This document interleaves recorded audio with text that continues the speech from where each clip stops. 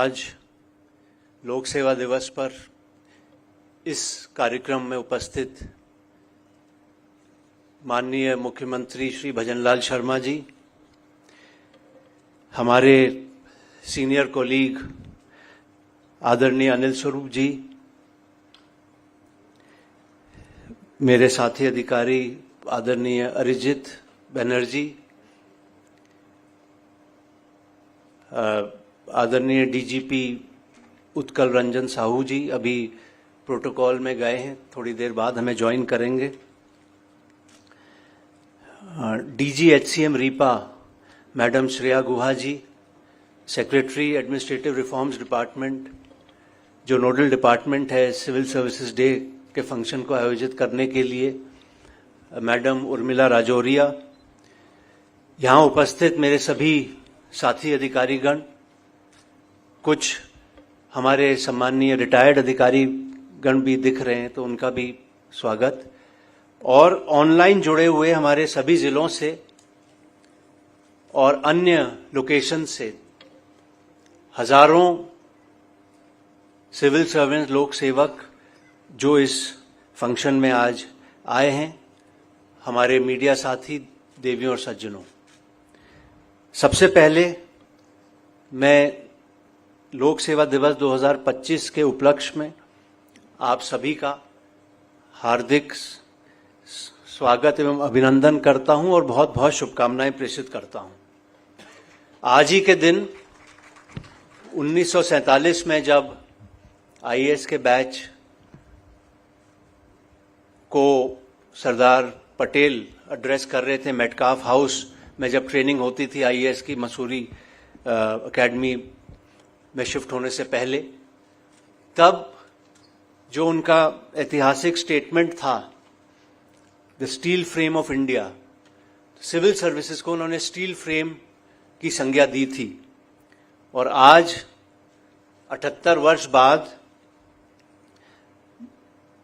इस steel frame को बरकरार रखने के लिए आपको, हमको और हमारे जैसे हजारों लाखों लोक सेवकों को वापस कुछ चीजों को स्मरण करना पड़ेगा। आज की इस फंक्शन की थीम है, जो प्रधानमंत्री जी ने अभी कुछ महीने पहले ही चीफ सेक्रेटरीज कॉन्फ्रेंस में एक मंत्र दिया था, P2G2। P2 मतलब प्रोएक्टिव और pro people, G2 good governance. इसमें पूरे सुशासन इसमें सम्मिलित हो जाता है। प्रो पीपल जो लोगों के हित का हो, प्रोएक्टिव स्वयं आगे जाकर, रिएक्टिव नहीं, हम ऐसा नहीं कि कोई कहे उसके बाद हम काम करें, स्वयं हमें अपनी कार्य प्रणाली ऐसी करनी है कि लोगों के काम स्वतः ही होते रहें। तो ये, और इसी मंत्र को स्टेट गवर्नमेंट ने अपनाया। माननीय मुख्यमंत्री जी ने इस बार का जो बजट राज्य का पेश हुआ उसमें P2G2 को सम्मिलित किया गया है। तो देश में और प्रदेश में दोनों ही स्तरों पर P2G2 के हिसाब से हमें सुशासन करना है। आज का अवसर बहुत महत्वपूर्ण है, जहां एक तरफ हम सबको अपनी पीठ थपथपानी चाहिए कि जो भी कार्य हम लोगों ने किया अपने सेवा काल में, उसके लिए अपने को बधाई दें, साथ ही हम इंट्रोस्पेक्शन भी करें, आत्मावलोकन भी करें कि हमें और क्या करना है, हम क्या कर सकते थे, कहां पर हम सफल नहीं हो पाए, क्या कमियां रहीं, उसको भी हमें देख के अब सुधारने के प्रयास करने हैं। आप और हम सब जितने भी लोक सेवक हैं, लाखों की संख्या में, हम बहुत ही एक प्रिविलेज्ड ग्रुप को बिलोंग करते हैं। सरकार बहुत अच्छी तरह हमें तनख्वाहें, दूसरे अलाउंसेस देते हैं, एक बहुत अच्छा जीवन स्तर, एक बहुत अच्छा सामाजिक स्तर हमें स्वतः ही प्राप्त हो जाता है। तो उस प्रिविलेज और जिम्मेदारी के साथ फिर हमें कुछ उस जिम्मेदारी को निभाने के लिए हो सकता है छोटे मोटे त्याग भी करने पड़े, और हमेशा पब्लिक एजेंडा को हमें प्राथमिकता देनी है, पर्सनल एजेंडा को हमें अलग रखना है और वही लोक सेवक को पूर्ण संतुष्टि होगी अपने करियर में जो पर्सनल एजेंडा को अलग रखेंगे और पब्लिक एजेंडा को हमेशा अपने सामने रखेंगे। आप सभी अपने अपने क्षेत्र में लीडर्स हैं, एडमिनिस्ट्रेटिव लीडर्स हैं और बहुत से लोग आपको देखते हैं। अगर आप विभागाध्यक्ष हैं, आपके विभाग के छोटे से बड़े अधिकारी कर्मचारी आपको देखेंगे, आपके आचरण को देखेंगे, आप किन लोगों से मिलते हो, ऑफिस में किन से मिलते हैं, ऑफिस के बाहर किन से मिलते हैं, आपका व्यवहार कैसा है, आप कैसे अपने को कंडक्ट करते हैं पब्लिक में और प्राइवेट में, हर चीज ऑब्जर्व होती है। और क्योंकि आप लीडर हैं, आपसे लोग प्रेरित होंगे। अगर आपके आचरण में कोई कमी होगी तो लोग उंगली भी उठाएंगे, क्योंकि हर चीज पब्लिक डोमेन में है, कोई चीज छिपी नहीं रहती है। इसलिए और बड़ी जिम्मेदारी है कि आप और हम सब मिलके रोल मॉडल बने अपने बाकी यंगर कोलीग्स के लिए। उनको गर्व होना चाहिए कि हम किस तरह से अपने को कंडक्ट करते हैं। एक वर्क कल्चर ऐसा डेवलप करें, एक एफिशिएंट वर्क कल्चर, जहां सब समय से आए, एफिशिएंटली काम होता रहे, किसी को कहने की जरूरत ना पड़े, सब स्वयं अपना बोध है, अपनी जिम्मेदारी है, उससे हम काम निभा रहे हैं। मुख्यमंत्री जी बार बार इस चीज पे एम्फसाइज करते हैं, हर एक स्तर पे आप कार्य निर्धारण कर दीजिए। तो एक दिन में या एक सप्ताह में इस स्तर के अधिकारी को या इस स्तर के कर्मचारी को इतना कार्य करना है और उसके अनुरूप उसका आकलन होना चाहिए कि कितना करना था, कितना किया। तो ये भी एक, जब तक स्वतः ही हम में जिम्मेदारी का भाव नहीं आएगा, जवाबदेही नहीं आएगी, तो इस तरह से एक्सटर्नल कार्य मूल्यांकन की आवश्यकता पड़ेगी। हर सिस्टम में दो पहलू होते हैं, एक सही एक जो कोई गलत चीजों के प्रति आपको भटकाने के प्रयास करेंगे, वो भी एक बहुत कई बार टेम्पटेशन होते हैं। आपको हमेशा सही का रास्ता चुनना है, जीवन आसान रहेगा, रात को नींद अच्छी आएगी। और ये जो धर्म युद्ध है अच्छी और बुराई के बीच में, इसमें यदि आप मजबूती से अच्छे का साथ देंगे तो निश्चित रूप से लॉन्ग रन में आप अधिक सफल रहेंगे। हमेशा ये जो पोजीशन मिली है, रिस्पॉन्सिबिलिटी मिली है, जो लोग नेमलेस हैं, जिनका नाम नहीं है, जिनकी आवाज नहीं है, ऐसे लोगों के लिए अगर आप खड़े रहेंगे, ऐसे लोगों के लिए अगर आप काम करेंगे तो निश्चित रूप से संतुष्टि आपको मिलेगी। अभी भी मेरे ऑफिस में भी हर दिन करीब 50, 60, 100 लोग हर दिन एक फिक्स टाइम कर रखा है, मिलने आते हैं, सबकी बात सुनते हैं, उनके ज्ञापन लेते हैं, कोशिश करते हैं उनके समस्याओं का निराकरण करने के लिए। हर स्तर पर यदि हम, जैसा कि आप में से कई लोग करते भी हैं, लेकिन आज पूरे राजस्थान के लोग ऑनलाइन जुड़े हुए हैं, ऑफिसर्स, हर स्तर पे अगर आप निर्धारित कर दें आधा एक घंटा हर दिन, जिससे लोगों को, किसी को भी आप बिना अपॉइंटमेंट के मिल सकें, उनकी बात सुन सकें, तो मैं समझता हूं कि बहुत बड़ी सेवा होगी और जिस उद्देश्य से आप इन सेवाओं में आए हैं उसकी काफी हद तक पूर्ति हो सकेगी। मुझे बड़ी प्रसन्नता है ये कहते हुए कि गत एक वर्ष में आप लोगों ने स्वतः ही बहुत सी चीजों को मना किया, जैसे फूलों से, साफे से, ये सब स्वागत जो आपके ऑफिस में आके लोग करते हैं वो आपने स्वतः ही मना किया। आपने जो ऑफिस में आके आपको लोग कोई गिफ्ट, कोई ये मोमेंटो देते हैं, उसके लिए आपने मना किया। और सबसे बड़ी बात, आप सबने सामूहिक संकल्प लिया कि जब भी किसी दौरे पे जाएंगे राज्य के भीतर, यथासंभव आप सरकारी गेस्ट हाउस में ही रुकेंगे, ना कि प्राइवेट होटलों में। सरकारी गेस्ट हाउस किसी कारण से फुल हो, उपलब्ध ना हो, जैसा बड़ा कम है ऐसा, तभी आप कहीं प्राइवेट उसमें रुकेंगे। तो सरकारी सर्किट हाउसेस, गेस्ट हाउसेस, डाक बंगले करीब करीब, या विभागीय गेस्ट हाउसेस हर जगह हैं। ये सब आप ही लोगों ने पिछले एक वर्ष में संकल्प लिया है और मैं समझता हूं कि ये सब आपके किसी न किसी तरह सुशासन को कंट्रीब्यूट करता है। फाइलों के निस्तारण में आप सबके सहयोग से अभूतपूर्व प्रगति हुई है। राजकाज ई ऑफिस सिस्टम में मुख्यमंत्री जी को बताते हुए मुझे हर्ष है कि औसतन 10 से 15 गुना तेजी से अब फाइलें निस्तारित हो रही हैं। हमने कंपेयर किया जनवरी 2024 और दिसंबर 2024 के आंकड़ों को देखा तो सचिव और उससे ऊपर के जो अधिकारी हैं, जहां जनवरी 2024 में 25 घंटे में करीब एवरेज एक फाइल डिस्पोज होती थी, दिसंबर 24 तक ये आंकड़ा 3 घंटे के करीब हो गया। हमारे डिस्ट्रिक्ट कलेक्टर्स, जिनका जनवरी 24 में 36 घंटे एवरेज था एक फाइल का डिस्पोजल का, वो दिसंबर तक 2 घंटे के करीब हो गया।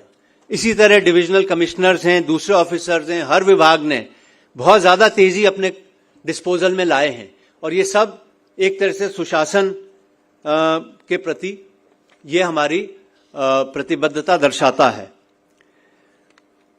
जनसंपर्क पोर्टल जो हमारा है लोगों की शिकायतों के निराकरण के लिए, मैं बताना चाहता हूं मुख्यमंत्री जी को कि एक साल में हमारा जो समय है एक शिकायत के निस्तारण का, वो 46 दिन से घट के 15 दिन पे आ गया है।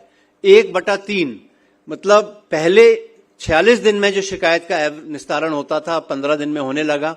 हमारे अफसर और इसमें निरंतर प्रयासरत हैं सुधार करने के लिए, और करीब 33 लाख शिकायतें एक साल में आई 2024 में, और 99% से अधिक का प्रभावी निस्तारण हुआ। ये भी मैं एक समझता हूं कि सभी अधिकारियों के मिले जुले सभी विभागों के प्रयासों से हुआ है। अंत में, क्योंकि हम सब माननीय मुख्यमंत्री जी को और मुख्य वक्ता को सुनने के लिए आतुर हैं, मैं सिर्फ ये कहना चाहूंगा कि बहुत बड़ी एक अवसर है जो ईश्वर ने हमें दिया है, जिस भी पद पर हैं उस पर रह के काम करने का। इस अवसर को हम पूरी तरह उसका उपयोग करें, इस तरह का काम करें जिससे न सिर्फ हमें स्वयं पे गर्व हो कि हमने अच्छा किया, जितनी हमारी क्षमता थी उसके अनुरूप किया, मेहनत से किया, ईमानदारी से किया, बल्कि हमारे परिवार को हम पे गर्व हो, हमारे विभाग को, हमारे राज्य को, हमारे देश को हमारे कार्य पे गर्व होना चाहिए। इस तरह से कर्मयोगी की भावना से हमें काम करना है। और एक चीज मैं कहना चाहता हूं, जितने भी ऊंचे पद पे पहुंच जाएं, अपनी एक ह्यूमिलिटी जो है उसको बनाए रखें। और कहते हैं those who sit on the ground have no fear of falling. अगर आप जमीन पर रहेंगे, जमीन पे, तो आपको गिरने का कोई डर नहीं है। तो इसलिए अपने को मजबूती से जमीन पर रखिए, आपके पांव जमीन पर होने चाहिए, उड़ने नहीं चाहिए, और अच्छा काम हम लोग करें। आज सिविल सर्विसेज डे के अवसर पर पुनः मैं सबसे पहले आभारी हूं मुख्यमंत्री जी का कि आपका बाहर का प्रोग्राम था, आपने एडजस्ट किया बीच में, इस प्रोग्राम के लिए आपने समय निकाला। आपके आने से और आपके उद्बोधन से हम सबको बहुत प्रेरणा मिलेगी। मैं आपका आभार प्रकट करता हूं। अनिल स्वरूप जी हमारी रिक्वेस्ट पे दिल्ली से यहां पर आए हमें प्रेरित करने के लिए। आपका बहुत अच्छा, ब्राइट, महत्वपूर्ण करियर रहा है उत्तर प्रदेश में भी और भारत सरकार में भी। और मेरे सभी साथी अधिकारी जिन्होंने कड़ी मेहनत से और अच्छे लगन से और जिस पद की जिम्मेदारी मिली उसको बहुत अच्छी तरह निभाया। मैं आशा करता हूं इसी भावना से हम लोग आगे बढ़ते रहेंगे। बहुत से लोगों को आज पुरस्कार मिल रहे हैं, उन सभी अवॉर्डीज को भी मेरी तरफ से बहुत बहुत बधाई। और जिनको इस बार नहीं मिले, मैं आशा करता हूं कि अगली बार आप और अच्छा कुछ नया इनिशिएटिव करेंगे और मेहनत करेंगे और अगले साल आपको पुरस्कार मिले। इसी के साथ मैं अपनी बात को विराम देता हूं। आप सबको शुभकामनाएं। धन्यवाद। जय हिंद। धन्यवाद, बहुत बहुत धन्यवाद मुख्य सचिव महोदय। बचपन में हमने मुंशी प्रेमचंद जी की कहानी पढ़ी है, नमक का दरोगा। नमक का दरोगा एक किरदार नहीं, मात्र कहानी का। नमक का दरोगा एक प्रतीक भी है कर्तव्यनिष्ठ ईमानदार लोक सेवक का। और जब भी आप हमारे बीच होते हैं, हमारे मस्तिष्क में अनायास कथनी और करनी में कर्तव्यनिष्ठ अधिकारी की छवि सजीव हो जाती है। और आइए, जिन पलों का हमें बेसब्री से इंतजार था, सीएम एक्सेल अवार्ड, माननीय मुख्यमंत्री जी के कर कमलों से उत्कृष्टता सम्मान, हमारे दीप स्तंभों का सम्मान, उन लोक सेवकों का सम्मान जिन्होंने अपनी सेवाओं से राजस्थान को देश और दुनिया में एक पहचान दिलवाई है। इस क्रम में हम 3 विभागों और 6 व्यक्तिगत श्रेणी में अधिकारियों का सम्मान यहां करने जा रहे हैं। माननीय मुख्यमंत्री महोदय से अनुरोध, उत्कृष्टता सम्मान अपने कर कमलों से हमारे इन विभागों को और अधिकारियों को प्रदान करें। और सबसे पहले उद्योग विभाग राइजिंग राजस्थान कार्यक्रम के सफल आयोजन के लिए श्री अजिताभ शर्मा जी, प्रमुख शासन सचिव उद्योग विभाग, आज यहां सम्मानित किया जा रहा है। माह दिसंबर 2024 में राइजिंग राजस्थान कार्यक्रम का सफल आयोजन कर निवेशों से प्रदेश में 35 लाख करोड़ के निवेश प्रस्ताव प्राप्त हुए। 3 लाख करोड़ के प्रोजेक्ट और का ग्राउंड ब्रेकिंग किया गया। सरकार के पहले साल में ही इस सफल कार्यक्रम का आयोजन। और इस क्रम में पेंशन एवं पेंशनर्स कल्याण विभाग जीवित प्रमाण पत्र ऑनलाइन वेरिफिकेशन संबंधी नवाचार के लिए श्री देवराज, निदेशक श्री देवराज जी को इसके लिए सम्मानित किया जा रहा है। हजारों पेंशनरों को जीवित प्रमाण पत्र के लिए हर वर्ष कोष कार्यालय में खुद जाना पड़ता था। इस असुविधा को कम करने के लिए 8 लाख कर्मचारियों को SSO ID के माध्यम से जीवित प्रमाण पत्र देने के लिए अधिकृत किया गया। और राज्य में अब तक 45,000 पेंशनर इस सुविधा का लाभ ले चुके हैं। और आज इसके लिए पेंशन एवं पेंशनर्स कल्याण विभाग की ओर से श्री निदेशक श्री देवराज जी को आज यहां सम्मानित किया जा रहा है।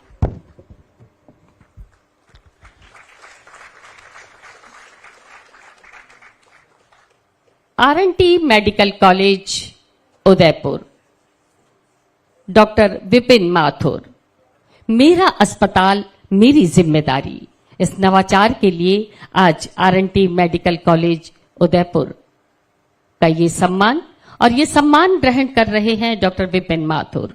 अस्पताल में गंदगी और अन्य कमियों को दूर करने के लिए QR कोड आधारित फोटोग्राफिक साक्ष्यों के आधार पर रिपोर्टिंग सिस्टम और अस्पताल मित्र व्यवस्था लागू कर सफाई व्यवस्था में उल्लेखनीय सुधार किया गया।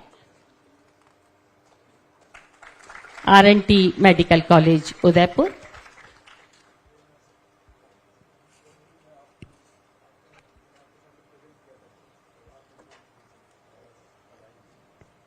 बहुत बहुत बधाई, बहुत बहुत शुभकामनाएं।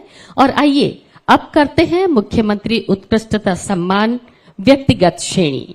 और इस व्यक्तिगत श्रेणी के क्रम में सबसे पहले सुश्री प्रज्ञा केवल रमानी, संभागीय आयुक्त उदयपुर, जनजाति बहुल क्षेत्रों में लक्ष्य ओलंपिक का आयोजन कर लैक्रोस खेल के कौशल में उत्कृष्टता के लिए प्रेरित करने के लिए आज आपको यहां सम्मानित किया जा रहा है। हम आपको बता दें, ओलंपिक 2028 में लैक्रोस खेल को सम्मिलित किया गया है। इस खेल में जनजातीय बालकों के कोच श्री नीरज बत्रा द्वारा प्रशिक्षण दिया गया और विभिन्न प्रतियोगिताओं का आयोजन किया गया। और इस प्रकार जनजातीय क्षेत्र में लैक्रोस खिलाड़ियों को प्रशिक्षण देकर राष्ट्रीय प्रतियोगिताओं में स्वर्ण पदक जीतने और अन्य अंतर्राष्ट्रीय पदक जीतने की उपलब्धि हासिल करने की क्षमता प्रदान की है। व्यक्तिगत श्रेणी में अगला सम्मान श्रीमती शुभम चौधरी, जिला कलेक्टर सवाई माधोपुर। शिक्षा के क्षेत्र में नवाचारों के लिए आज आपको यहां सम्मानित किया जा रहा है। मिशन संवाद के माध्यम से 37,000 छात्र छात्राओं को पुस्तकें पढ़ने की अभिरुचि में वृद्धि, वक्तव्य कला का विकास किया गया। मिशन निडर के माध्यम से 15,800 छात्राओं के उनके आत्मविश्वास में वृद्धि और भयमुक्त भविष्य के लिए आत्मरक्षा प्रशिक्षण दिया गया। और हम आपको बता दें, भौतिक सुविधाओं में वृद्धि के लिए 29.75 करोड़ रुपए एकत्रित किए गए और जिसमें से 2.3 करोड़ रुपए मृत्यु भोज आयोजन नहीं किए जाकर बचत के लिए इकट्ठे किए गए। श्रीमती शुभम चौधरी। डॉक्टर धीरज कुमार सिंह, मुख्य कार्यकारी अधिकारी, जोधपुर। निविदा आधारित ग्रामीण स्वच्छता कार्यक्रम में नवाचार और सफलता संचालन के लिए आज आपको यहां सम्मानित किया जा रहा है। ग्रामीण क्षेत्रों में स्वच्छता संबंधी कार्यों के निष्पादन के लिए वैज्ञानिक नीति से BSR रेट नियत कर पूरे जिले में निविदा के लिए मानक दरें निर्धारण और साथ ही पारदर्शिता बढ़ाने के लिए घर घर कचरा निस्तारण के लिए QR कोड और मोबाइल ऐप का उपयोग किया गया और बाद में इस मॉडल को पूरे राज्य में लागू किया गया। श्री अनिल कुमार बेनीवाल जी, आज हम आपको बता दें हमारे माननीय रक्षा मंत्री श्री राजनाथ सिंह जी की विजिट है, इसलिए वे यहाँ प्रत्यक्ष रूप से उपस्थित नहीं हो पाए हैं।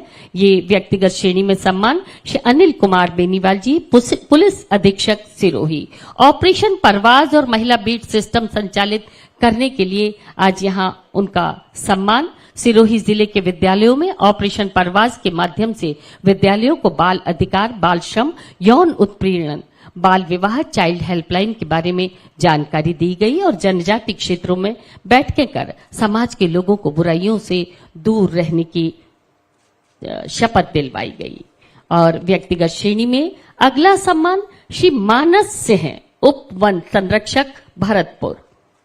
केवलादेव नेशनल पार्क में ई व्हीकल शुरू करने और बोमा तकनीक का प्रयोग करने के लिए आज आपको यहाँ सम्मानित किया जा रहा है। हम आपको बता दें, केवलादेव नेशनल पार्क में अफ्रीकी बोमा तकनीक से चीतल को अन्य अभ्यारण्यों में स्थानांतरित करने का प्रयोग किया गया।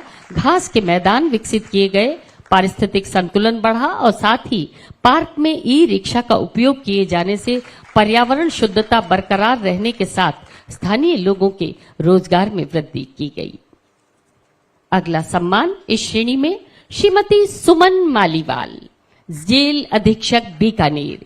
कैदियों के लिए कौशल विकास प्रशिक्षण और रोजगार के अवसर उपलब्ध कराने के लिए आज आपको यहाँ सम्मानित किया जा रहा है। हम आपको बता दें, बीकानेर केंद्रीय कारागार में कैदियों को विभिन्न विधाओं का कौशल विकास प्रशिक्षण उपलब्ध कराया जाकर उन्हें सकारात्मक ऊर्जा प्रदान कर रोजगार के अवसर उपलब्ध कराए गए। उनके द्वारा निर्मित उत्पादों को ई बाजार ऐप के माध्यम से विक्रय किया गया। इस प्रकार उन्हें भविष्य के लिए सकारात्मक जीवन जीने का मार्ग प्रशस्त किया।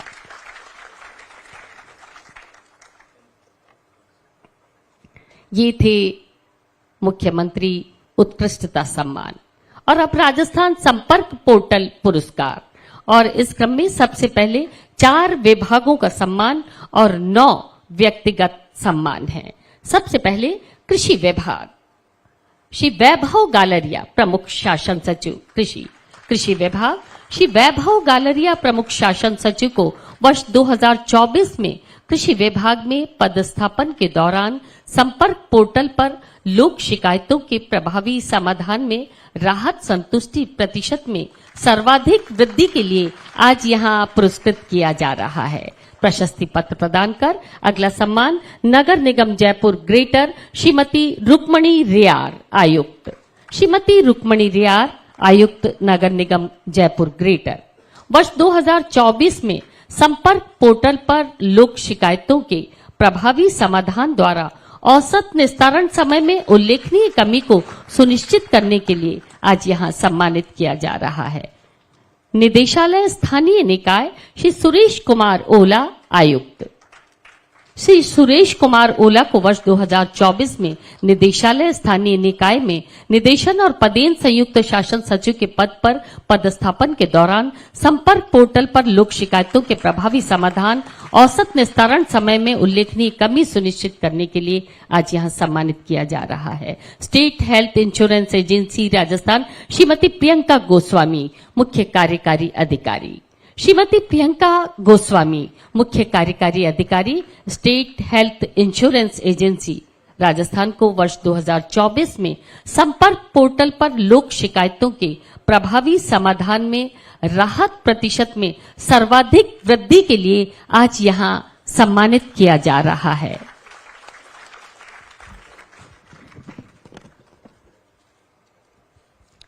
और अब राजस्थान संपर्क पोर्टल पुरस्कार व्यक्तिगत, श्री आशीष गुप्ता। श्री आशीष गुप्ता शायद वे उपस्थित नहीं है। श्री अजय सिंह राठौड़, श्री अजय सिंह राठौड़, जिला कलेक्टर झालावाड़, वर्ष 2024 के दौरान संपर्क पोर्टल पर लोक शिकायतों के प्रभावी समाधान द्वारा औसत निस्तारण समय में उल्लेखनीय कमी सुनिश्चित करने के लिए आज यहां सम्मानित किया जा रहा है।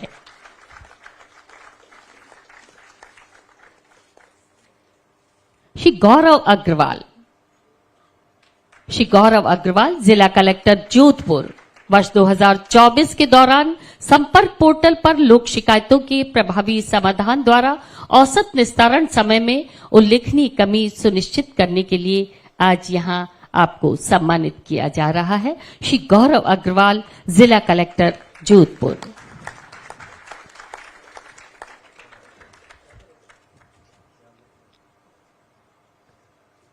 सुश्री चिन्मयी गोपाल, सुश्री चिन्मयी गोपाल को वर्ष 2024 में झुंझुनू जिले के जिला कलेक्टर के रूप में पदस्थापन के दौरान संपर्क पोर्टल पर लोक शिकायतों के प्रभावी समाधान द्वारा औसत निस्तारण समय में उल्लेखनीय कमी सुनिश्चित करने के लिए आज यहां सम्मानित किया जा रहा है।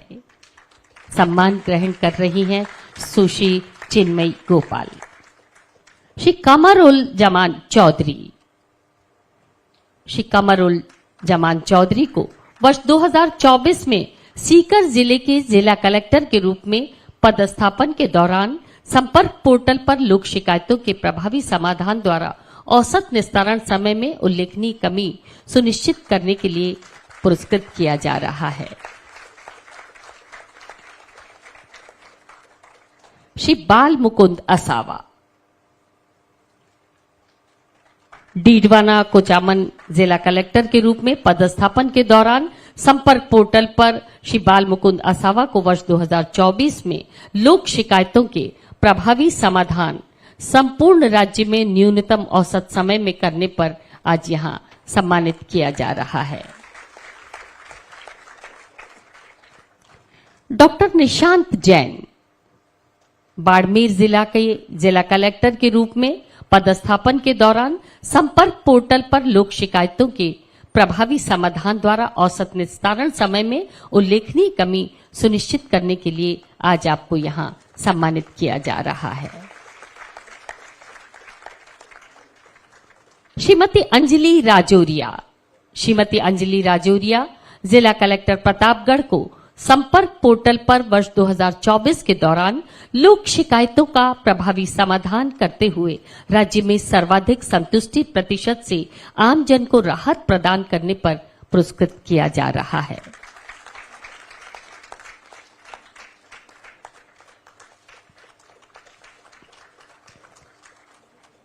और अब डॉक्टर इंद्रजीत यादव, डॉक्टर इंद्रजीत यादव जिला कलेक्टर बांसवाड़ा को संपर्क पोर्टल पर वर्ष 2024 के दौरान लोक शिकायतों के प्रभावी समाधान करते हुए राज्य में सर्वाधिक संतुष्टि प्रतिशत में आम जन को राहत प्रदान करने के लिए आज यहां सम्मानित किया जा रहा है। बहुत बहुत बधाई, बहुत बहुत शुभकामनाएं हमारे इन सभी कर्मयोगियों को। बहुत बहुत आभार, धन्यवाद माननीय मुख्यमंत्री महोदय। और हम आपको बता दें, आज हम कर्मयोगी कौशल विकास सप्ताह का शुभारंभ करने जा रहे हैं। शासन और सेवा में आज निरंतर कौशल वृद्धि की आवश्यकता पहले से कहीं अधिक है और IGOT यानी integrated government online training mission Karmayogi के तहत शुरू किया गया डिजिटल प्लेटफॉर्म और आज से इसी भावना के साथ स्टेट लर्निंग वीक कर्मयोगी कौशल विकास सप्ताह का शुभारंभ हम करने जा रहे हैं, जो कि IGOT डिजिटल का अभिन्न हिस्सा है। माननीय से अनुरोध, रिमोट का बटन दबाकर ये शुभारंभ कर्मयोगी कौशल विकास सप्ताह। आइए देखते हैं एक छोटी सी फिल्म।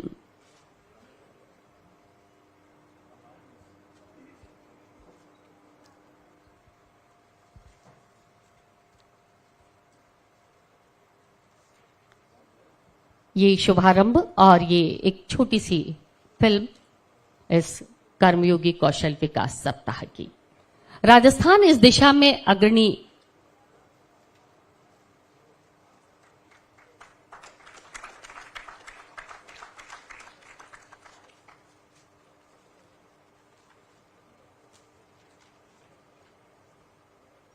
राजस्थान इस दिशा में अग्रणी राज्य बनकर उभरा है। राजस्थान देश का पहला राज्य है जिसमें राज्य के कर्मयोगियों द्वारा 26 लाख से अधिक प्रशिक्षण कार्यक्रमों में पंजीयन कराया गया और अब समय है डिजिटल लर्निंग की इस यात्रा को और तेज गति देने का। हम सब मिलकर एक अधिक सक्षम, अधिक दक्ष और भविष्य उन्मुख राजस्थान का निर्माण करेंगे और ये शुभारंभ जो अभी माननीय के कर कमलों से हुआ है, हम सब के लिए एक नए युग की शुरुआत है। और जिन पलों का हमें इंतजार था, हमारे बीच आज मुख्य अतिथि के रूप में हमारे बीच हैं माननीय मुख्यमंत्री राजस्थान। साथियों, किसी भी देश की पहचान सिर्फ नक्शे पर उतरी रेखाकृतियों से नहीं की जाती है, बल्कि उसकी असल पहचान होती है उसके पुरुषार्थ से, उसके उपलब्धियों से।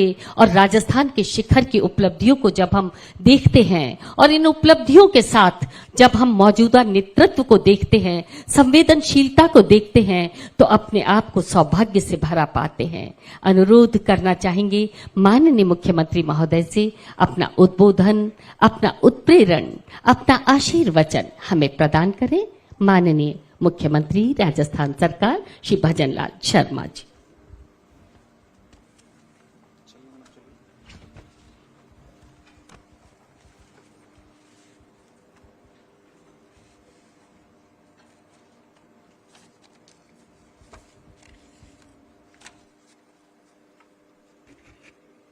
आज के इस सिविल सेवा 2025 के इस कार्यक्रम में मंचासीन मुख्य सचिव सुधांशु पंत जी, पीसीसीएफ ऑफ अरिजित बनर्जी, मुख्य वक्ता अनिल स्वरूप जी, सेवानिवृत्त आईएएस, मेरे सामने बैठे सभी आईएएस, आईपीएस, आईएफएस, सभी मेरे अधिकारीगण, भाई और बहनों, सर्वप्रथम मैं लोक सेवा दिवस 2025 की आप सभी को बहुत बहुत बधाई और शुभकामनाएं प्रेषित करता हूं। यह दिन सभी लोक सेवकों के लिए बहुत ही महत्वपूर्ण दिन है, क्योंकि आज ही के दिन देश के पहले गृह मंत्री सरदार वल्लभ भाई पटेल जी ने 1947 में भारतीय प्रशासनिक सेवा के अधिकारियों को दिल्ली में संबोधित किया था और इसी उपलक्ष्य में हम 21 अप्रैल को लोक सेवा दिवस मनाते हैं। आप देख सकते हैं कि कितना महत्वपूर्ण और ऐतिहासिक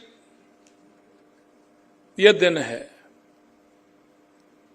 क्योंकि उस समय 2047 में देश की जो परिकल्पना थी, देश का जो विचार था, देश का जो सोच था,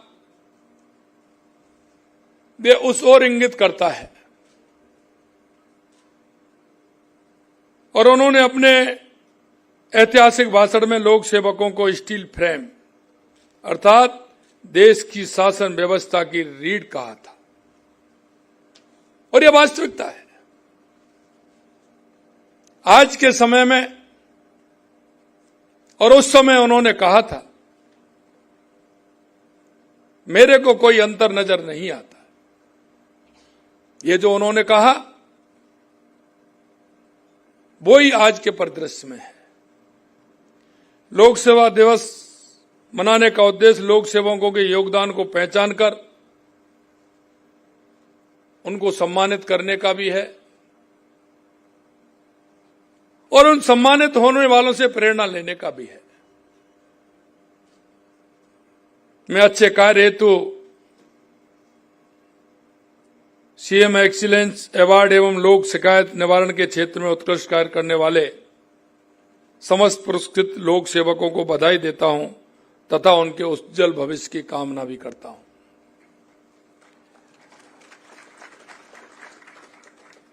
लोक सेवा का अर्थ निस्वार्थ भाव से जनता की भलाई के लिए कार्य करना है, बिना किसी स्वार्थ के, निष्ठा के, ईमानदारी से कार्य करना ही सच्ची लोक सेवा है। मैं जब आपसे मिलता हूं, पहले भी मैंने कई बार कहा है, जो श्रेणी मेरे सामने बैठी है, ये देश की उत्कृष्ट श्रेणी है।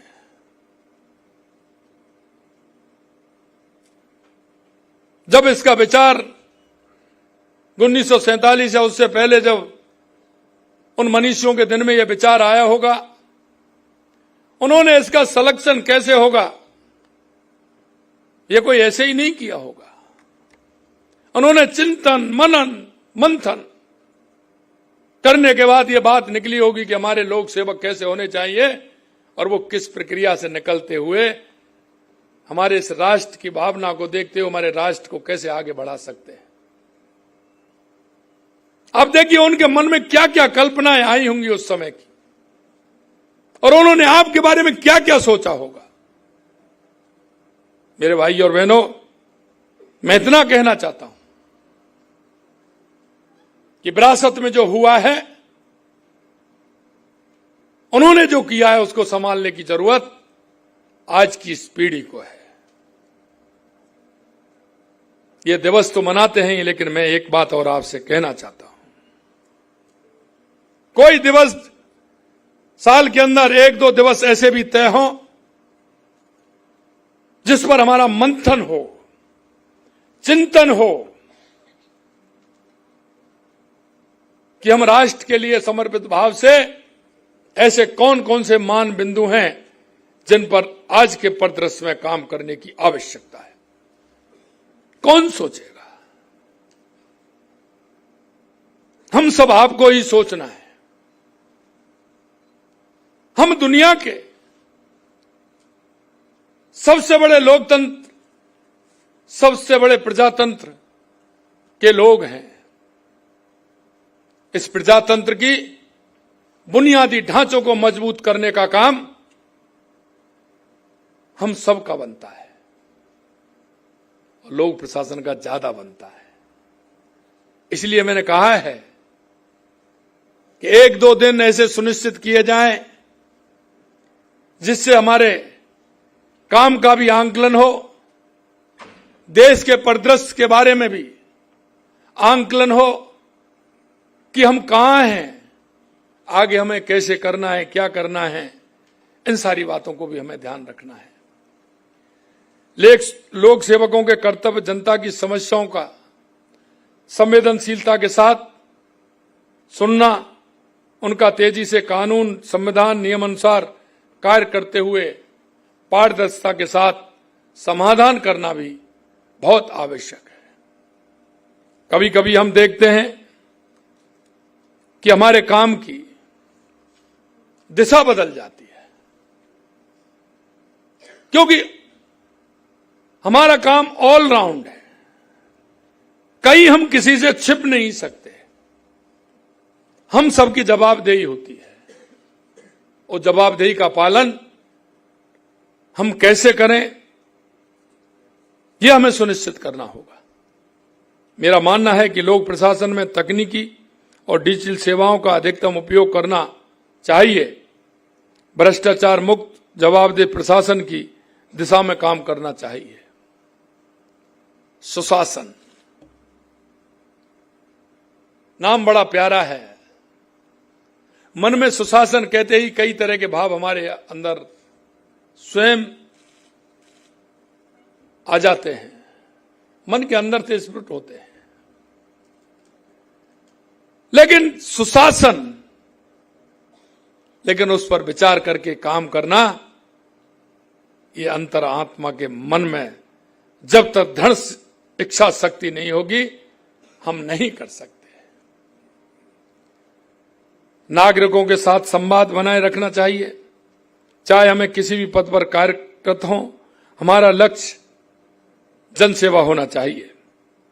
समाज के प्रति संवेदनशीलता रहकर कार्य करना हमारी नैतिक जिम्मेदारी है, क्योंकि हम समाज के उस तबके के लिए हैं। हमको प्रशासन के द्वारा, शासन के द्वारा ये अधिकार है कि उस व्यक्ति की संवेदनशीलता देखते हुए हमें काम करना चाहिए। मैं हमेशा कहता हूं, हमारी संवेदनाएं मरनी नहीं चाहिए। अगर किसी व्यक्ति की अगर संवेदनाएं मर जाती हैं तो वो जीने का उद्देश्य खत्म हो जाता है, क्योंकि हमारा राष्ट्र, हमारा विचार, हमारी संस्कृति ये स्वीकार नहीं करती है। क्योंकि संवेदनाएं अगर व्यक्ति के अंदर नहीं होंगी तो वो मूड हो जाएगा, गूढ़ हो जाएगा। हमारी संवेदनाएं आवश्यकता है कि हम किस व्यक्ति को, जिसको आवश्यकता है, उसकी तकलीफ में हम कैसे शामिल हों, उसकी परेशानी में हम कैसे खड़े रहें।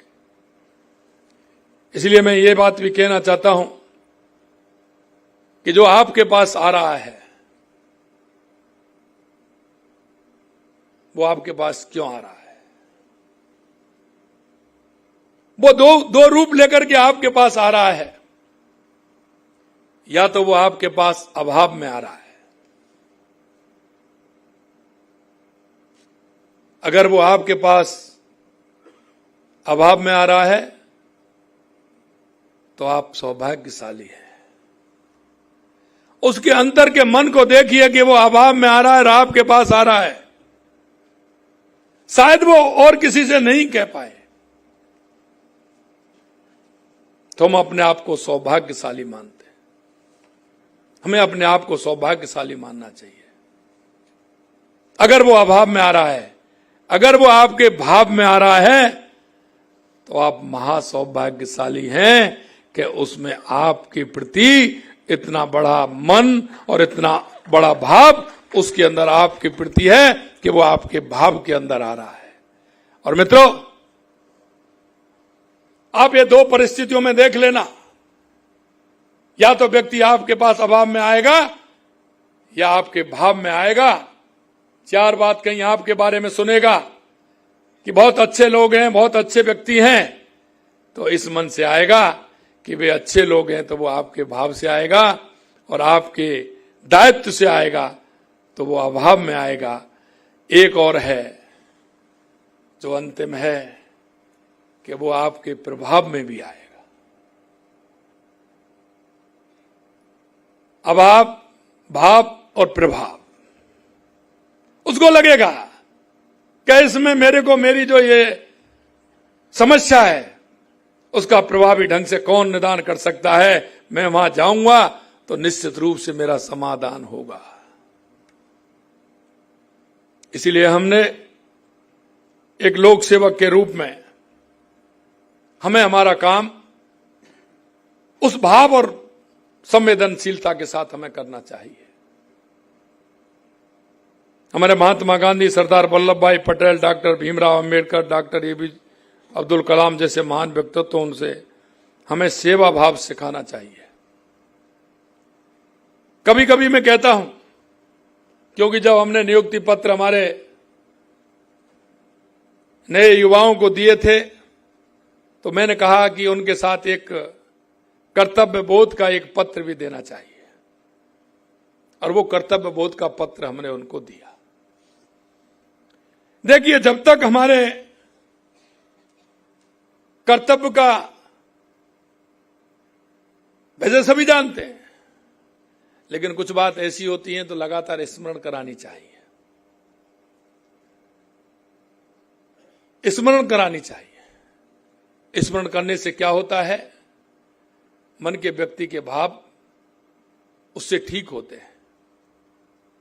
कई लोगों के मन में भाव होता है कि मंदिर डेली जाने से क्या होता है,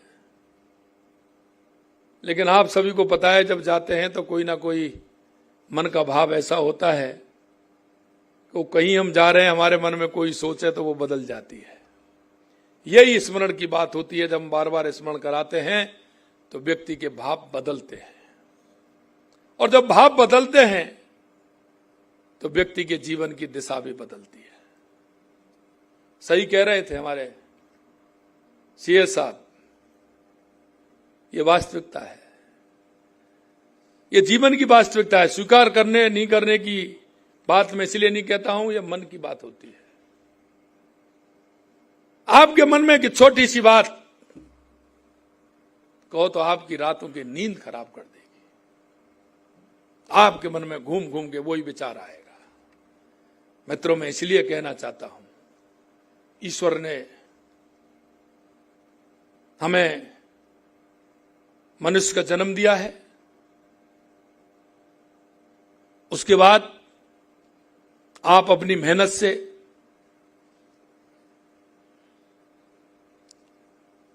अपनी बुद्धि से अपनी कुशलता से माता पिता के तप से आपको एक लोक सेवक के रूप में आईएएस, आईपीएस, आईएफएस बनने का मौका मिला है। मैं हमेशा कहता हूं, चाहे वो माता पिता हो चाहे विद्यार्थी हो, जीवन में उसकी पहली चाह होती है कि मैं आईएएस बन जाऊं, मैं आईपीएस बन जाऊं, मैं आईएफएस बन जाऊं।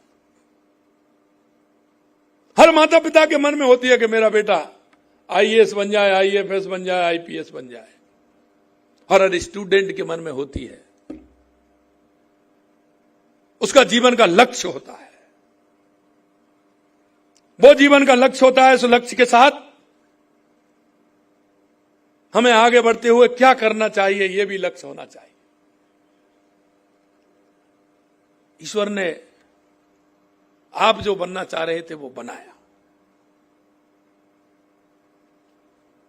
माता पिता ने जो सपना देखा वो पूरा किया। आपने जो सपना देखा वो भी उन्होंने पूरा किया। लेकिन अब हमें क्या करना है, यह आपको तय करना है। अब हमें क्या करना है, हमें किस लिए बनाया, किस लिए हम भारत की उत्कृष्ट सेवा में हम आए हैं। तो हमें देश के लिए, समाज के लिए, मेरे माताजी, पिताजी, मेरे पूर्वजों के सम्मान के लिए मुझे क्या करना चाहिए,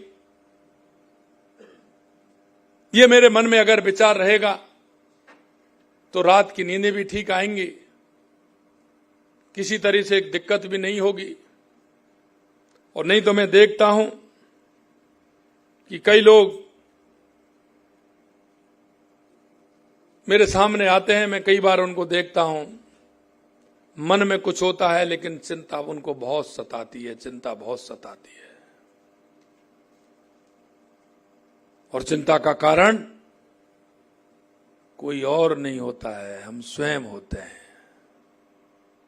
इसलिए मैं कहना चाहता हूं, हमारे मन में अगर वो विश्वास होगा, जिस दायित्व पर बैठे हैं वो दायित्व पूर्ण करने की मन की इच्छा होगी, तो आपको कोई भी चिंता सताने वाली नहीं है। यह मैं विश्वास के साथ कहना चाहता हूं।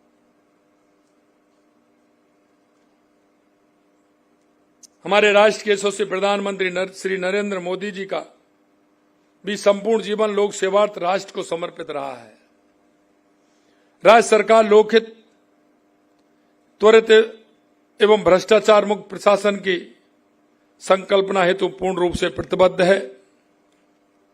इस हेतु सेवाओं की सरल, सुगम और त्वरित प्रदायी के लिए नवाचारों को बढ़ावा दिया जा रहा है।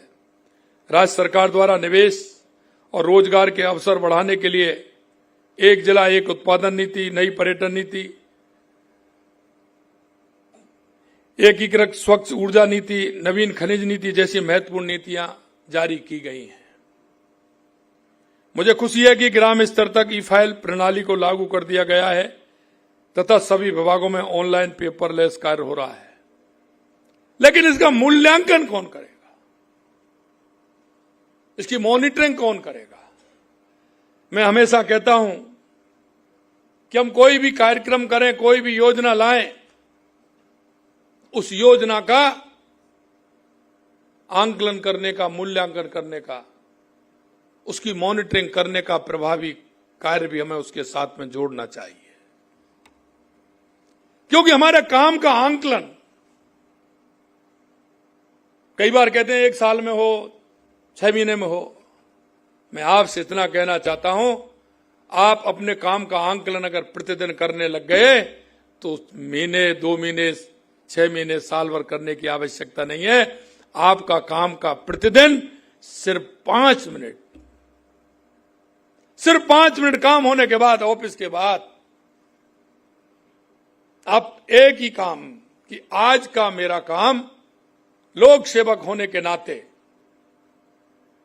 आज का मैंने मेरा काम कितना किया है, उसका आंकलन कोई और नहीं, मैं स्वयं कर सकता हूं। एक बार आंकलन आप करेंगे तो आपका पूरा काम एक ही दिन के 2 मिनट की सोच पर पूरा काम हो जाएगा।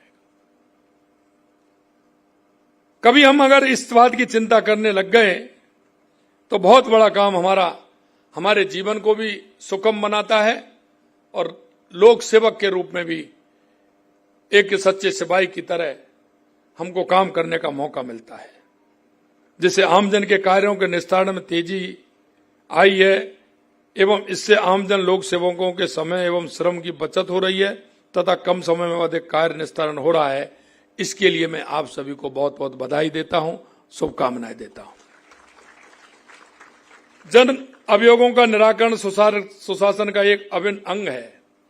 लोक सेवकों द्वारा कार्यों को संपादित किए जाने के उपरांत भी उन कार्यों के प्रति सामान्य जन की कुछ शिकायतें रह जाती हैं। ये मैंने वही कहा है कि इसका आंकलन अगर हम करेंगे तो वो भी शिकायतें नहीं रहेंगी। राजस्थान संपर्क पोर्टल के माध्यम से 1.5 करोड़ से अधिक शिकायतों का निस्तारण किया जा चुका है। गत 1 साल में दर्ज लगभग 33 लाख मामलों से 99% से अधिक निस्तारण हो चुके हैं। इसके लिए मैं आपको बधाई देता हूं। शिकायत निस्तारण का औसत समय घटकर 15 दिवस रह गया है तथा संतुष्ट व राहत प्रतिशत में भी बढ़ोतरी हुई है, लेकिन मैं चाहता हूं कि इसमें और कमी आए, ये घटकर के और आए। अगर हम थोड़ा सा प्रयास करेंगे तो ये और भी घट करके आएगा। एक मैं कहना चाहता हूं, क्योंकि इस बीसी में जिला कलेक्टर, एसपी वो भी जुड़े हुए हैं। मैं हमेशा कहता हूं, देखिए हमारे काम बहुत सारे होते हैं।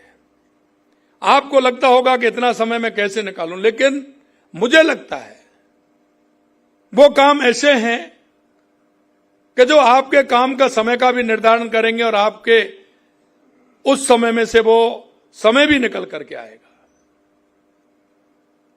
क्योंकि मैंने देखा, जब मैं गांव में जाता हूं, कई तरह के केस होते हैं। हमारे एसडीएम हैं और कलेक्टर साहब के माध्यम से कलेक्टर महोदय एसडीएम को कहकर के उनको निस्तारण कराएं। पुलिस अधीक्षक हमारे सीओ या थानेदार से कहकर के उनका निस्तारण कराएं। हमें खूब पता है कि 60% 65% केस ऐसे होते हैं, अगर हमने जन सुनवाई के माध्यम से उनको ठीक प्रकार से किया तो हमारे केसों की संख्या बहुत कमी हो जाएगी और आपको ज्यादा काम करने का समय भी आपको मिलेगा।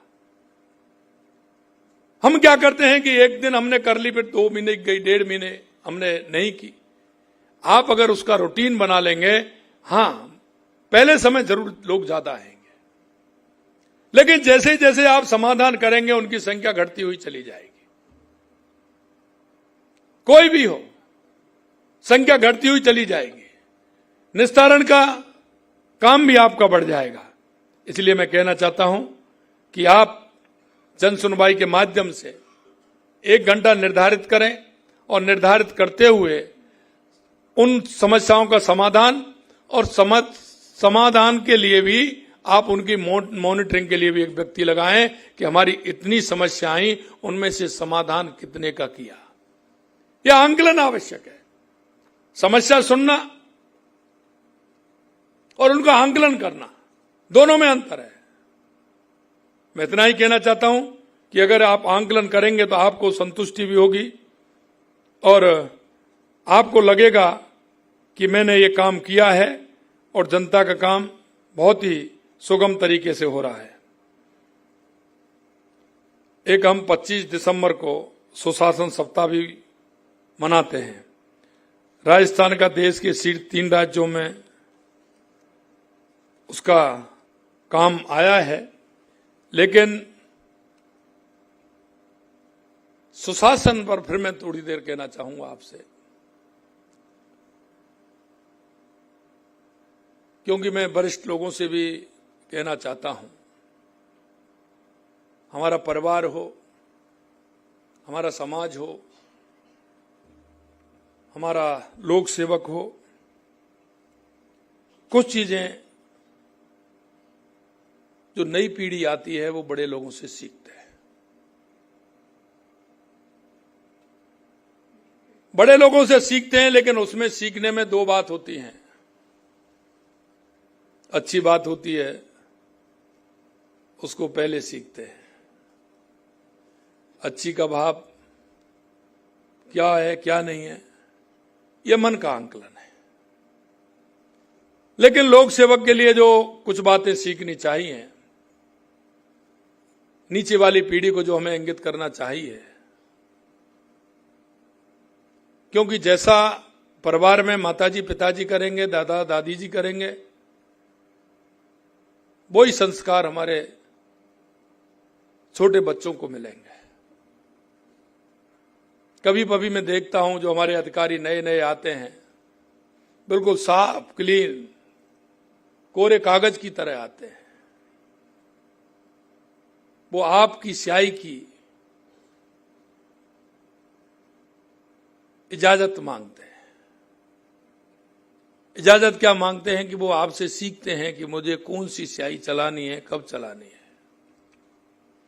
कभी कभी हम इस बात को भूल जाते हैं, और नीचा वाला जो सोच नहीं सकता, वो उस रास्ते को जाना नहीं चाहता, हम उसको वो रास्ता दिखा देते हैं। जीवन में उसका भला नहीं होता है, लेकिन उसका बुरा करने की स्थिति हम बना देते हैं। इस बात का भी हमें विचार करना चाहिए कि उस लोक सेवक को जो नया आया है उसको हमें कैसा बनाना है, इस पर भी विचार करना चाहिए। मैं आपको आज स्पष्ट कुछ मैं इसलिए बात कर रहा हूं कि मेरे मन की बात है जो मैं आपसे शेयर करना चाहता हूं। आज मुझे मौका मिला है तो मैं आपसे कहना चाहता हूं। और इस दुनिया में बहुत सारे लोग आए हैं, लेकिन पहचान उसी की हुई है जिसने समाज के लिए समर्पित होकर के और अपने कर्तव्य का पालन करते हुए काम किया है। चाहे 4 पीढ़ी निकल जाए, 5 पीढ़ी निकल जाए, उसका काम उसको दिखता है, लोग अच्छे मन से उसको याद करते हैं। कई बार मन में विचार आता है, कहीं कोई नाम आता है, मैं देखता हूं, मैं भी मेरे आप लोगों से भी चर्चा करता हूं, जब मैं देखता हूं तो आप में से ही कह देता, और ये वास्तविकता है। उसका जो जवाब आता है वो अपने आप आ जाता है, और नीचे भी छुपा नहीं है, आपसे भी छुपा नहीं होता है। इसलिए हमें एक ऐसे लोक सेवकों का निर्माण करना चाहिए, उनको ये इंगित करना चाहिए, उनको दिखाना चाहिए, क्योंकि दृष्टि जैसी होगी आगे वैसा ही काम होगा। इसलिए हम सभी जो सीनियर हैं उनकी जिम्मेदारी और ज्यादा बढ़ जाती है, और उस जिम्मेदारी को समझते हुए आपने समझा होगा कि नहीं इससे कुछ फर्क नहीं पड़ेगा, लेकिन राष्ट्र के प्रति, समाज के प्रति और स्वयं के प्रति उस कोरे कागज वाले व्यक्ति को हम अंधकार की ओर ढकेलने का काम कर रहे हैं। इसलिए इन सारी चीजों को समझते हुए हमें काम करना चाहिए। हमारा जीवन है, हमारी तो 5 साल, 6 साल, 8 साल, 10 साल कितनी है, लेकिन उसकी तो पूरी जीवन पड़ा है, इसलिए हमें उसमें काम करना चाहिए। मेरे भाई और बहनों, मैं इतना ही कहना चाहता हूं कि आप सभी लोग, मुझे विश्वास है, क्योंकि घोषणाएं हो जाती हैं, उन घोषणाओं की क्रियान्विति होना प्रमुख है, घोषणाएं होना प्रमुख नहीं है। मैं हमेशा कहता हूं, मेरा जब बजट बनता है, जब भी मैं कहता हूं, मुझे ये आवश्यकता नहीं है कि कौन सी घोषणा, लेकिन मुझे वो घोषणा करनी है जिसकी घोषणा जमीन पर आ जाए, उसका काम जमीन पर हो जाए, वो ही हमें करना है। ऐसी झूठी कोई नहीं करनी है। जमीन पर हमें कैसे उतारना है, उसकी की कल्पना पहले हमारे मन में आनी चाहिए।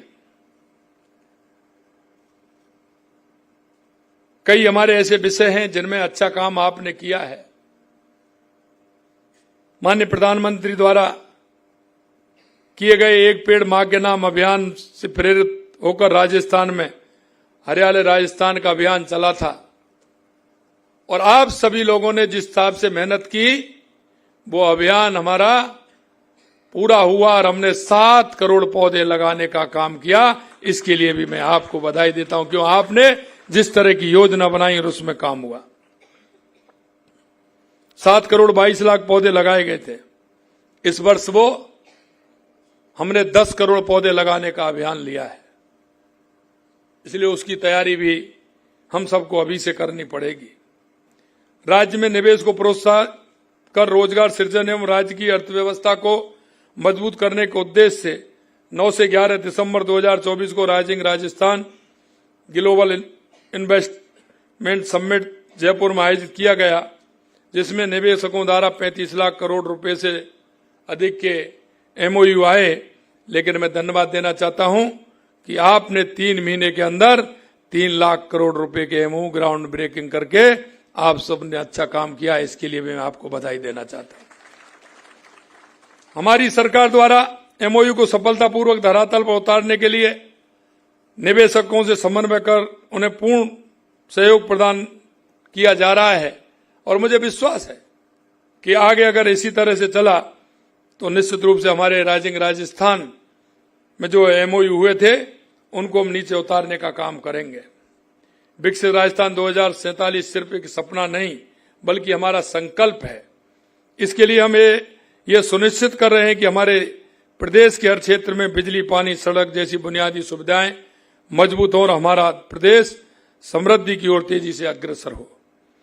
पेयजल सिंचाई हमारे प्रदेश के लिए प्रमुख चुनौतियां रही हैं, और मैं आपको इतना ही कहना चाहता हूं कि ये प्रमुख चुनौतियां हैं, लेकिन इसमें हम 1 साल के अंदर काफी इसमें बढ़े हैं।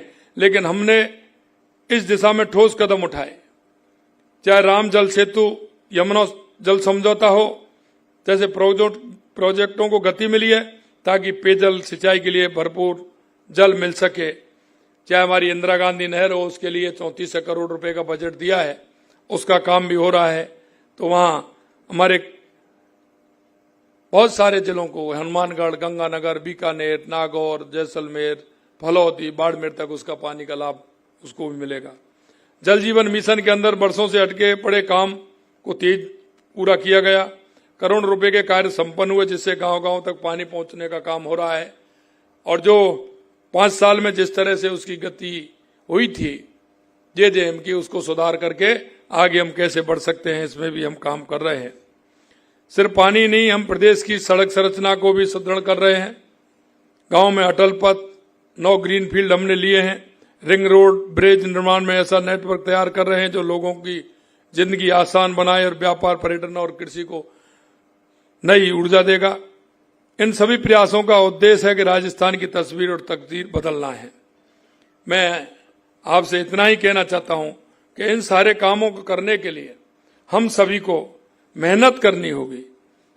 मेहनत के साथ हमें चलना होगा और हमारे प्रदेश का गौरव हमें बढ़ाना होगा। और मैं ये कह सकता हूं कि हमें ये टीम राजस्थान जो हमारी है, ऐसी टीम जो सार्वजनिक हित और लोक कल्याण के साझा लक्ष्य को लिए समर्पित है, हम जिम्मेदारी के साथ कहते हुए हम उसको आगे बढ़ाएं, और इस आगे बढ़ाते हुए हम इसको किस तरह से कर सकते हैं, इसमें हमारा योगदान हो। मैं आप सभी को पुनः धन्यवाद ज्ञापित करता हूं कि लोक सेवा के दिवस कार्यक्रम पर मुझे आमंत्रित किया एवं विचार व्यक्त करने हेतु अवसर प्रदान किया।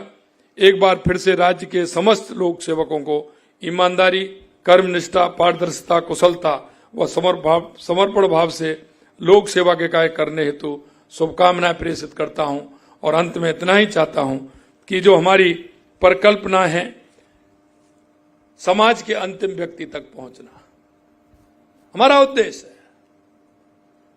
क्योंकि 75 साल की आजादी के बाद अगर कहीं कोई इसी तरह की समस्या आती है तो निश्चित रूप से हम सभी के लिए सोचने का विषय होता है। मैं आपके माध्यम से इतना कहूंगा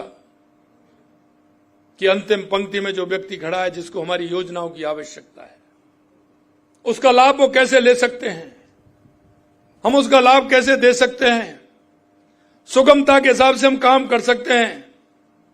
अगर वो अंतिम पंक्ति में खड़ा व्यक्ति आगे आएगा तो निश्चित रूप से मेरे भारत देश का विकास होगा, मेरे राजस्थान प्रदेश का विकास होगा, मेरे उस जिले का विकास होगा, मेरे उस गांव का विकास होगा।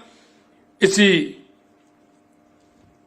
के अनुरूप अगर हम काम करेंगे तो आने वाले समय में विकसित भारत भी बनेगा, विकसित राजस्थान भी बनेगा, उत्कृष्ट राजस्थान भी बनेगा।